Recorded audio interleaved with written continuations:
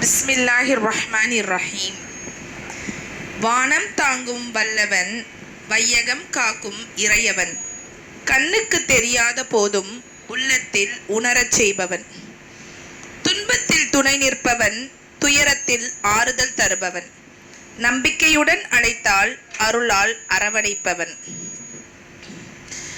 இருள் சூழ்ந்த உலகிற்கு இறைநெறியின் ஒளி தந்தவர், அன்பால் இதயங்களை வென்றவர், அழகிய வழி காட்டியவர், அடிமைத்தனத்தை ஒழித்தவர், அனாதையின் அருமை அறிந்தவர், ஏழையின் துயரை உணர்ந்தவர், மன்னிப்பை மனதில் ஏந்தி மனித நேயத்தை போதித்தவர், அல்லாஹ்வின் இறுதி தூதர், அறத்தின் அழகிய முன்மாதிரி, அவரின் வழி நடப்போம், அமைதியுடன் வாழ்ந்திடுவோம். என் இந்தியா என் பெருமை, என்றும் திகழும் நம் அருமை. பல்வேறு மொழிகள் பேசும் மக்கள், பாசத்தோடு வாழும் மக்கள், பல மொழிகள், பல இனங்கள், பல பண்பாடுகள் கொண்ட நாடு. வேற்றுமையில் ஒற்றுமை கண்டு வளர்ந்து நிற்கும் இந்திய நாடு. வேற்றுமையில் ஒற்றுமை கண்டு வளர்ந்து நிற்கும் இந்திய நாடு. இமயம் முதல் குமரி வரை இயற்கையின் அழகு நிறைந்த நாடு. அறிவும் கலையும் பண்பாடும் உலகம் போற்றும் நம் பெருமை. என்றும் உயர்க என் இந்தியா.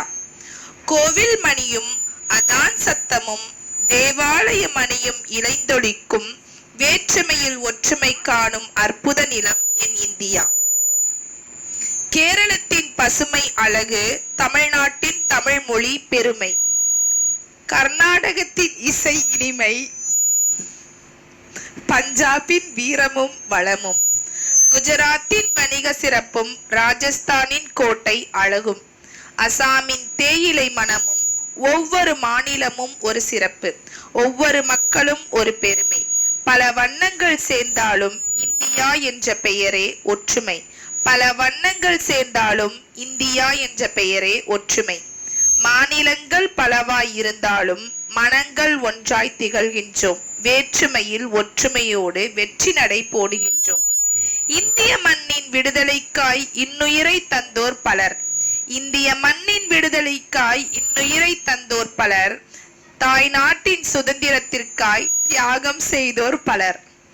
போராட்டத்தில் துணிந்து நின்று சிறை தண்டனை ஏற்றனர். அநீதிக்காய் எழுந்து நின்று விடுதலைக்காய் போராடினர். பகதூர் ஷா, அப்துல் கலாம், அஸ்பகுல்லா கான் போன்றோர் அடிமை தலையை உடைத்திடவே அஞ்சாமல் குரல் கொடுத்தனர். தாய் நாட்டின் விடுதலைக்காக தங்கள் வாழ்வை அர்ப்பணித்தனர். மதங்கள் வேறாயினும் தாய் நாடு ஒன்று என்ற உணர்வை வளர்த்திடுவோம். மதங்கள் வேறாயினும் தாய் நாடு ஒன்று என்ற உணர்வை வளர்த்திடுவோம். தியாகிகள் காட்டிய பாதையிலே ஒற்றுமையுடன் நடந்திடுவோம். இந்தியாவின் சுதந்திரத்தில் அவர்களின் பங்கு அழியாதது.